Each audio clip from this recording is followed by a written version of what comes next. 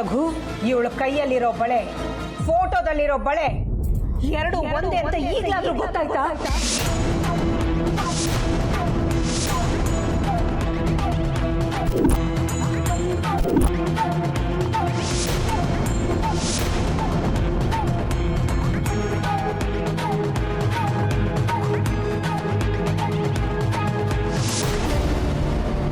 ನೀನ್ ರಜಾ ತಗೊಂಡಿದ್ದು ಇದಕ್ಕೇನಾ?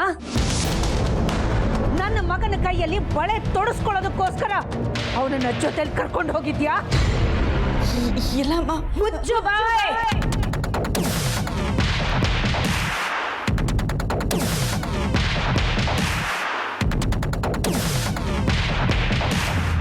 ಯಜಮಾನ ತೊಡಸ್ದ, ಕೆಲಸದೋಳು ತೊಡಸ್ಕೊಂಡ್ಬಿಟ್ಯಾ? ನಿನಗೆಲ್ಲ ಹೋಗಿತ್ತು ಬುದ್ಧಿ? ನಾಯಿಗೆ ಸಿಂಹಾಸನದ ಮೇಲೆ ಕಣ್ಣು ಬೀಳಬಾರದು.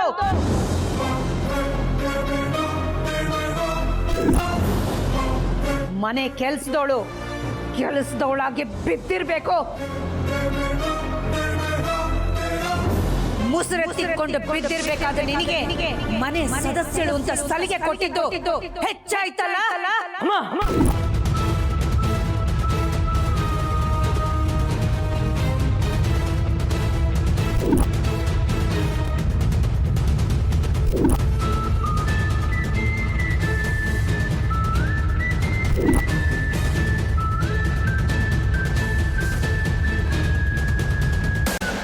ಏನಪ್ಪ, ಅಮ್ಮನ ಮುಂದೆ ನಿಂತು ಜೋರ್ ಮಾಡುವಷ್ಟು ಮಟ್ಟಿಗೆ ಬೆಳೆದು ಬಿಟ್ಟಿಯಾ?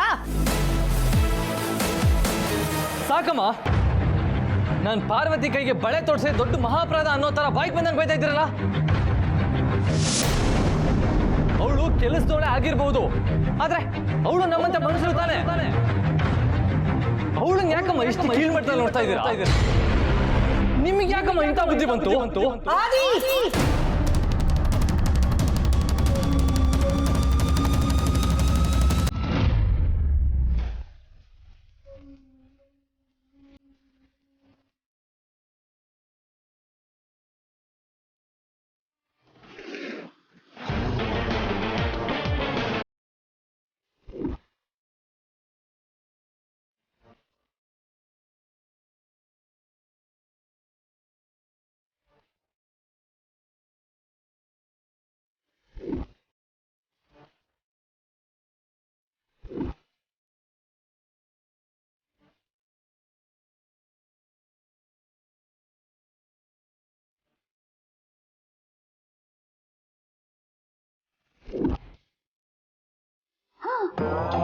ಕೆಲಸದವಳು ನಮ್ಮ ಅಖಿಲಕ್ಕನ ಕೈ ಹಿಡಿತಾಳ? ಚಾನ್ಸೇ ಇಲ್ಲ. ಲೇ ದಾಮಿನಿ, ನಿನಗೆ ಕಾಯಿಲೆ ಜಾಸ್ತಿ ಆಗೋಯ್ತು ಕಣೆ.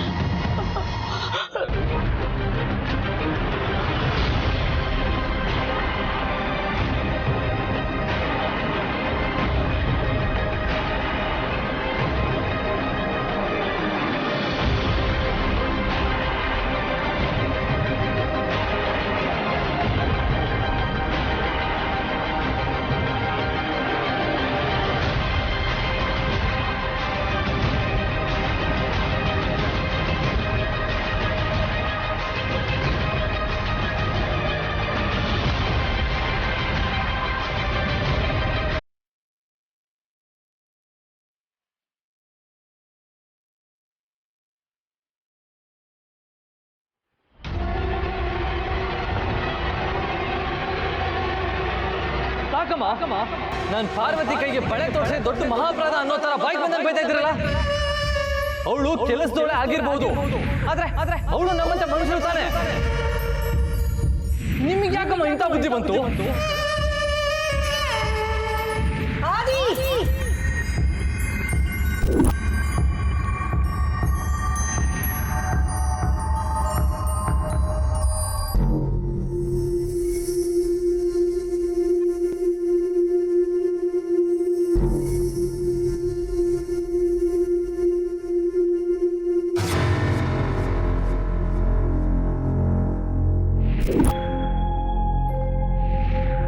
ಅಖಿಲಾಂಡೇಶ್ವರಿ, ಏನು ಯೋಚನೆ ಮಾಡ್ತಾ ಇದ್ದೆ? ನಿನ್ನ ಮುಖದ ಮೇಲೆ ಆತಂಕ ಎದ್ದು ಕಾಣ್ತಾ ಇದೆ. ನಿನ್ನ ಮನೆ ಕೆಲಸದವಳು ಪಾರ್ವತಿ ನಿನ್ನ ಕೈ ಹಿಡಿದ್ಲಲ್ಲ ಅಂತ ಬೇಜಾರಾಗ್ತಿದೆಯಾ ಅಥವಾ ಆಶ್ಚರ್ಯ ಆಗ್ತಿದೆಯಾ? ನಿನ್ನ ಮನಸ್ಸನ್ನ ನಾನಾ ಥರದ ಯೋಚನೆಗಳು ಕಾಡ್ತಾ ಇವೆ ಅಲ್ವಾ? ಆ ಕೆಲಸದವಳಿಗೆ ಆದಿ ಮೇಲೇನಾದರೂ ವ್ಯಾಮೋಹ ಹುಟ್ಟಿದೆಯಾ? ನೋ,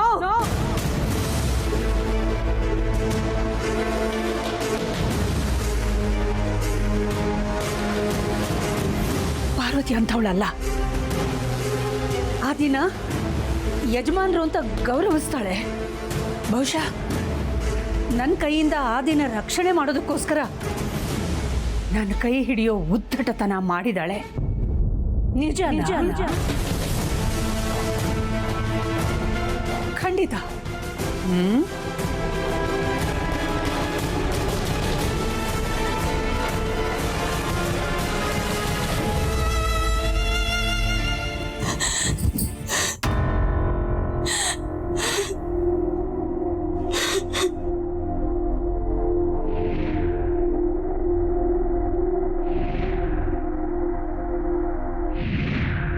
ಪಾರ್ವತಿನೇ ಬೇಕು.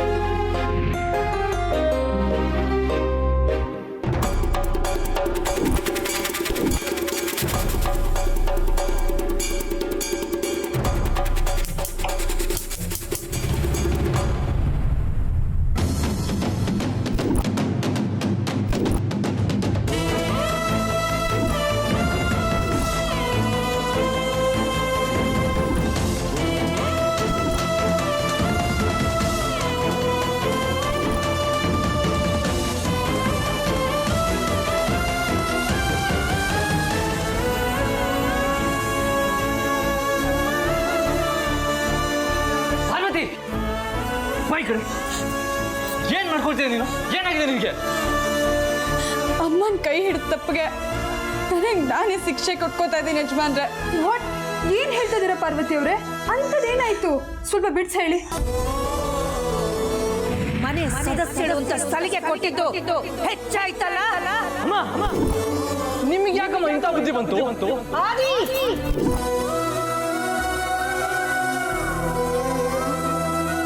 ಅಷ್ಟೇನಾ? ನಾನೇನು ಅಂದ್ಕೊಂಡಿದ್ದೆ.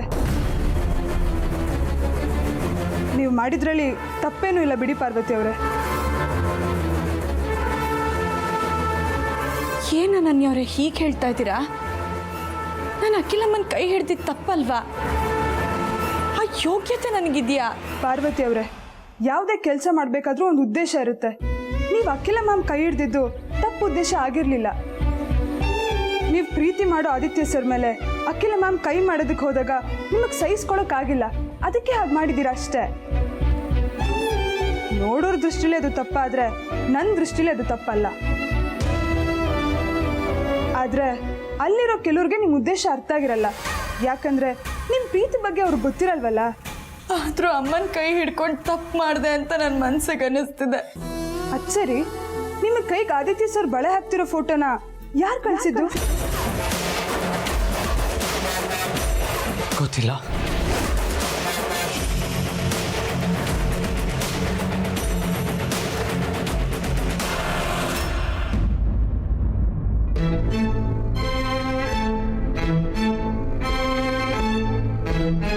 ಇಷ್ಟೊತ್ತಿಗೆ ನಿನ್ನ ಮಗ ನಿನ್ನ ಹತ್ರ ಕ್ಷಮೆ ಕೇಳಕ್ ಬರ್ಬೇಕಾಗಿತ್ತು. ಯಾಕೆ ಬಂದಿಲ್ಲ? ಏನಾಯ್ತು ಅಖಿಲ? ನಿನ್ನ ಮಗ ನಿನ್ನಿಂದ ದೂರ ಹೋಗ್ತಿದ್ದಾನ? ನಿನ್ನ ಮಗನ ಜೀವನದಲ್ಲಿ ಇನ್ಯಾರೋ ಬಂದಿದ್ದಾರೆ ಅನ್ನೋ ಸತ್ಯನ ನೀನು ಒಪ್ಕೊಳ್ಳೇಬೇಕು. ಇಲ್ಲ, ನನ್ನ ಮಗನ ಹಾಗಾಗಕ್ಕೆ ನಾನು ಬಿಡಲ್ಲ. ನನ್ನ ಮಗ ನಾನು ಹಾಕಿದ ಗೆರೆನ ದಾಟೋನಲ್ಲ. ಸುಳ್ಳು ಅನ್ನೋದು ಕಲ್ಪನೆ, ಸತ್ಯ ಅನ್ನೋದು ವಾಸ್ತವ. ಇದನ್ನ ನೀನು ಒಪ್ಕೊಳ್ಳೇಬೇಕು, ಬೇರೆ ದಾರಿ ಇಲ್ಲ. ಇದಕ್ಕೆಲ್ಲ ಕಾರಣ ಆ ಮನೆ ಕೆಲಸದವಳು ಪಾರ್ವತಿ. ಮೊದಲು ಅವಳನ್ನ ಕೆಲಸದಿಂದ ತೆಗೆದುಹಾಕು, ಎಲ್ಲ ಸರಿ ಹೋಗುತ್ತೆ. ಇಲ್ಲ, ನಾನಿದನ್ನು ನಂಬಲ್ಲ. ನನ್ನ ಉದ್ದೇಶ ಏನಿದ್ರು ನನ್ನ ಗೌರವಕ್ಕೆ ಚ್ಯುತಿ ಬರದೇ ಇರೋ ಥರ ನೋಡ್ಕೊಳ್ಳೋದು, ಇನ್ನೊಬ್ಬರ ಹೊಟ್ಟೆ ಮೇಲೆ ಹೊಡೆಯೋದಲ್ಲ. ಮತ್ತೆ ಕೇವಲ ನಿನ್ನ ಮಗನ ಮೇಲಿನ ಗೌರವದಿಂದ ನಿನ್ನ ಮನೆ ಕೆಲಸದ ಪಾರ್ವತಿ ನಿನ್ನ ಕೈ ಹಿಡಿದ್ಲು ಅಂತ ನಿನ್ನನ್ನ ನೀನು ನಂಬಿಸೋ ಪ್ರಯತ್ನ ಯಾಕೆ ಮಾಡ್ತಾ ಇದೀಯಾ? ಆ ಕೆಲಸದವಳ ಮನಸ್ಸಿನಲ್ಲಿ ಅಂಥ ಒಂದು ಸಣ್ಣ ಆಸೆ ಚಿಗುರಿದ್ರು ಅದು ಅರಸನ ಕೋಟೆಯ ಘನತೆಗೆ ಧಕ್ಕೆ ತರುತ್ತೆ ಅನ್ನೋದನ್ನ ಮರಿಬೇಡ.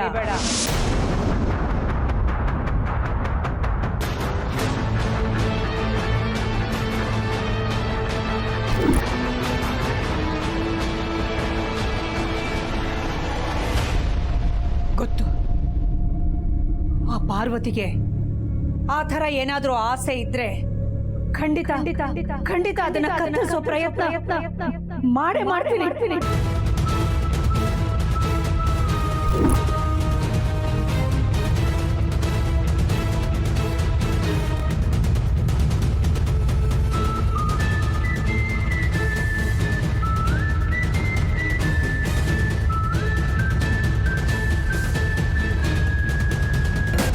ಅಖಿಲಮ್ಮನ ಕೈ ಹಿಡಿಯುವಾಗ ಗಂಡನ ಪರವಾಗಿ ಒಬ್ಳು ಹೆಂಡತಿಯಾಗಿ ನಡ್ಕೊಂಡ್ಬಿಟ್ಟೆ. ಆದ್ರೆ ಯಜಮಾನ್ರು ನನಗೆ ಗಂಡ ಆಗೋಕ್ಕೂ ಮೊದಲು ಅಖಿಲಮ್ಮಂಗೆ ಮಗ. ತಾಯಿಗೆ ತನ್ನ ಮಗಂಗೆ ಹೊಡೆಯೋ ಅಧಿಕಾರನೂ ಇಲ್ವಾ? ನಾನು ಅಖಿಲಮ್ಮನ ಕೈ ಹಿಡಿಯೋದು ಅಂದ್ರೆ ಏನು? ಇಲ್ಲ, ನಾನು ದೊಡ್ಡ ತಪ್ಪು ಮಾಡಿದ್ದೀನಿ. ಅನ್ನ ಹಾಕಿದ ಅಖಿಲಮ್ಮಂಗೆ ಅನ್ಯಾಯ ಮಾಡಿದ್ದೀನಿ. ನನಗೆ ಸರಿಯಾದ ಶಿಕ್ಷೆ ಆಗ್ಲೇಬೇಕು. ಪಾರ್ವತಿ, ಏನ್ ಮಾಡ್ತಾ ಇದ್ಯಾ? ದಯವಿಟ್ಟು ಯಜಮಾನ ನನ್ನ ತಡಿಬೇಡಿ. ಪಾರ್ವತಿ,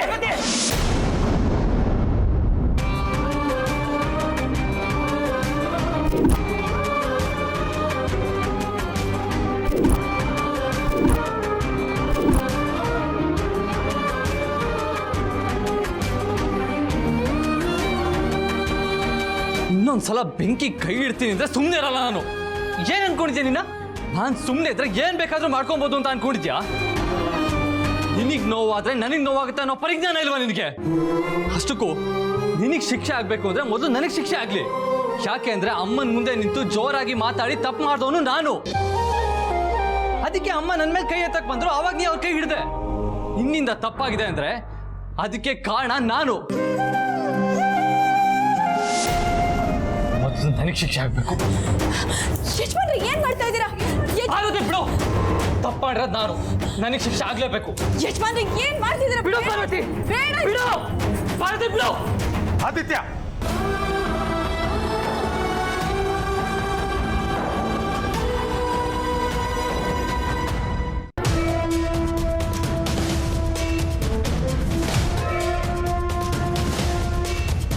ಏನಾಗಿದೆ ನಿಮ್ಮಿಬ್ರಿಗೆ? ಮೊದಲು ಈ ರೀತಿ ಬೇಜವಾಬ್ದಾರಿಯಿಂದ ನಡ್ಕೊಳ್ಳೋದನ್ನು ಬಿಡಿ. ನೀವಿಬ್ರು ಕೈ ಸುಟ್ಕೊಂಡ್ರೆ ಆಗಿರೋದು ಬದಲಾಗ್ಬಿಡುತ್ತಾ? ಈ ರೀತಿ ನಡ್ಕೊಳ್ಳೋರು ನಾಳೆ ಮದುವೆ ಆಗಿ ಇಬ್ಬರೇ ಇರಬೇಕಾದ ಸಂದರ್ಭ ಬಂದ್ರೆ ಆಗ ಏನ್ ಮಾಡ್ತೀರಾ? ಯಾರು ಬರ್ತಾರೆ ನಿಮ್ಮ ಮಧ್ಯೆ? ಏನಮ್ಮ ಪಾರ್ವತಿ, ನೀನು ಬುದ್ಧಿ ಇಲ್ಲದಿರೋ ತರ ನಡ್ಕೋತಿದೀಯಲ್ಲ.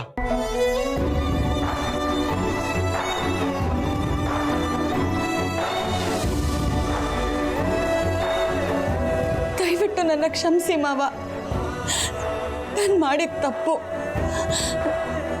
ತಪ್ಪಲ್ಲ, ಅಪರಾಧ.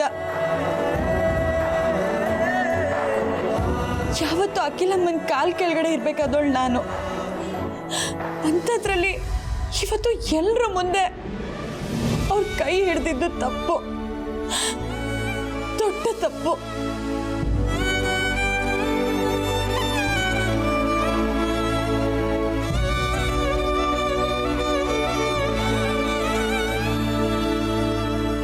ನನ್ನ ಪ್ರಕಾರ ನೀನು ಮಾಡಿದ ತಪ್ಪಲ್ಲಮ್ಮ. ಆದಿತ್ಯ ನಿನ್ನ ಗಂಡನ ಮೇಲೆ ಅವನ ತಾಯಿ ಆಗಿರಲಿ, ಇನ್ನು ಯಾರೇ ಆಗಿರಲಿ, ಕೈ ಮಾಡಿದ್ರೆ ಯಾವ ಹೆಂಡ್ತಿನೂ ಸಹಿಸ್ಕೊಳ್ಳಲ್ಲ.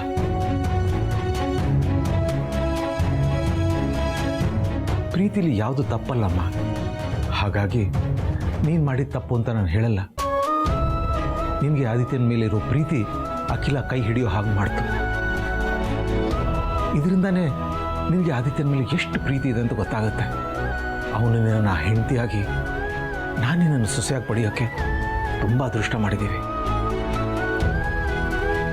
ಈ ಘಟನೆಯಿಂದ ಈ ಮನೆಯವ್ರ ಬಗ್ಗೆ ನಿನ್ಗೆ ಎಷ್ಟು ಕಾಳಜಿ ಇದೆ ಅಂತ ಗೊತ್ತಾಗುತ್ತೆ. ನಿನ್ನ ಕೈಯಲ್ಲಿ ನನ್ನ ಮಗ ಸುರಕ್ಷಿತವಾಗಿ ಇರ್ತಾನೆ ಅಂತ ಅಖಿಲಾಗ ಅರ್ಥ ಆದರೆ ಈ ಘಟನೆನ ಅವಳು ಮರೆತು ಬಿಡ್ತಾಳೆ.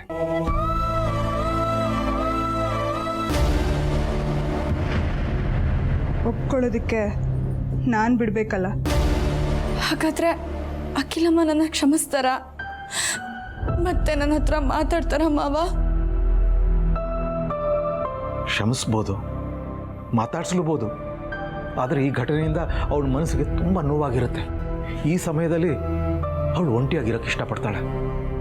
ಅದಕ್ಕೆ ನಾನು ಅವಳನ್ನ ಸಮಾಧಾನ ಮಾಡೋಕ್ಕೆ ಹೋಗಲಿಲ್ಲ.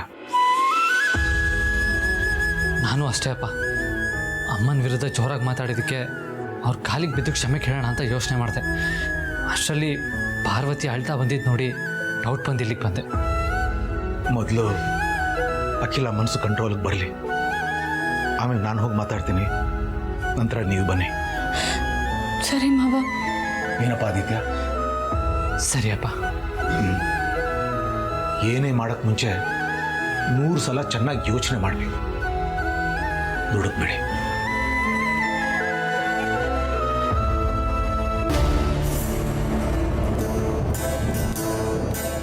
ಈ ಮನೇಲಿ ಏನಾದರೂ ದೊಡ್ಡದಾಗಿರುತ್ತೆ ಅಂದ್ಕೊಂಡೆ, ಆದರೆ ಏನೂ ಆಗೇ ಇಲ್ವಲ್ಲ. ಮೊದಲು ಈ ವಿಷಯನ ಮಾಮಗೆ ತಿಳಿಸ್ಬೇಕು.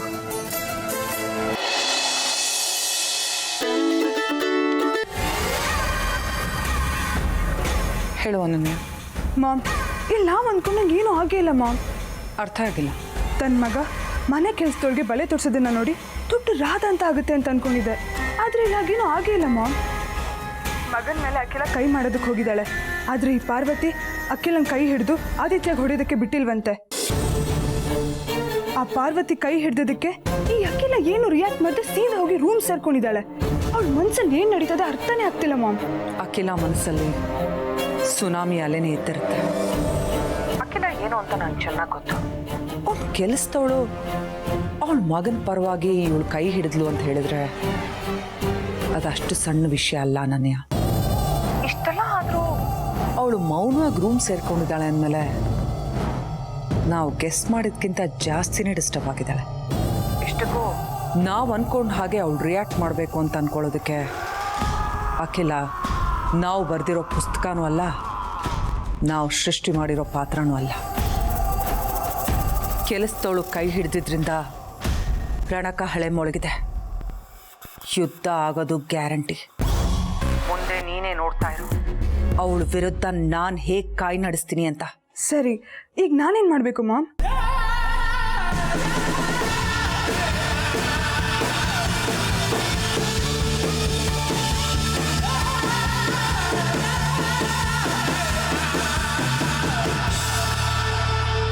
ಅರ್ಥ ಆಯ್ತಾ? ಹಾಂ ಮಾಮ್, ಅರ್ಥ ಆಯ್ತು.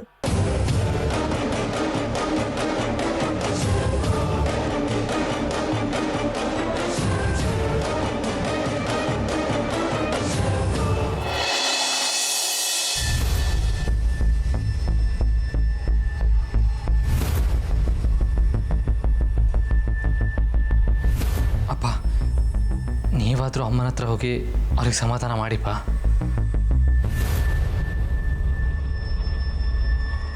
ಈಗ ನಾನು ಅಖಿಲನ ಸಮಾಧಾನ ಮಾಡೋಕ್ಕೆ ಹೋದರೆ ನನ್ನ ಮುಂದೆ ಕೆಲವು ಪ್ರಶ್ನೆಗಳಿರ್ತಾಳೆ. ನಿನ್ನೆ ರಾತ್ರಿ ಪಾರ್ವತಿ ರಜಾ ಕೇಳಿತ್ತು.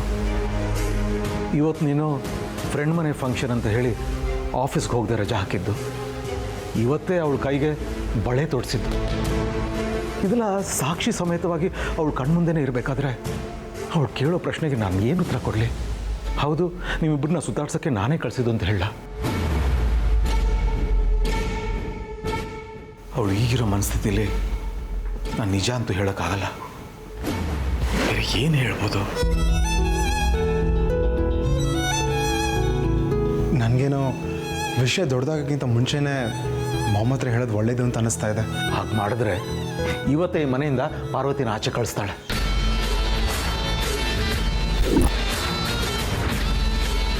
ಮತ್ತಿನ್ನೇನು ಮಾಡೋದಪ್ಪ? ನಾನೇ ಹೋಗಿ ಅಮ್ಮನ ಹತ್ರ ಎಲ್ಲ ವಿಷಯ ಹೇಳ್ಬಿಡ್ಲಾ?